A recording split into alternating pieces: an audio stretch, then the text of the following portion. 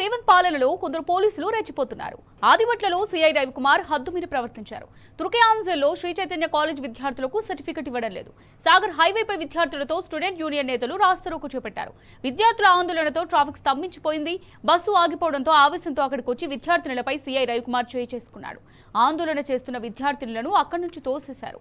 మరో విద్యార్థినిని కింద పడేశాడు. సీఐ తీరును విద్యార్థి సంఘాల నేతలు తప్పుపట్టారు. అతనిపై శాఖపరమైన చర్యలు తీసుకోవాలని డిమాండ్ చేశారు. లేకుంటే పెద్ద ఎత్తున ఆందోళన చేపడతామని హెచ్చరించారు.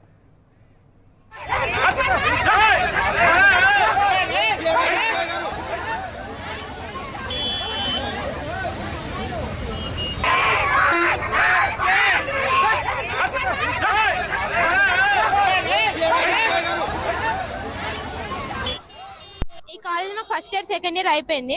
ఇప్పుడు మాకు సర్టిఫికేట్స్ కావాలంటే గవర్నమెంట్ నుంచి పైసలు పడతలేవని మమ్మల్ని కట్టమంటారు. ఇప్పుడు ధర్నా చేస్తే కూడా మమ్మల్ని కొట్టిల్లు పోలీసు వాళ్ళు వచ్చి. సెకండ్ ఇయర్ అయిపోయింది. ఇప్పుడు సర్టిఫికేట్స్ ఇస్తలేరు. సర్టిఫికేట్స్ ఏమంటే 76,000 కట్టమంటారు. గవర్నమెంట్ నుంచి పైసలు రాలేదని మమ్మల్ని కట్టమంటారు. నన్ను కొట్టిరు ఇప్పుడు కాళ్ళ దగ్గర. సిఐ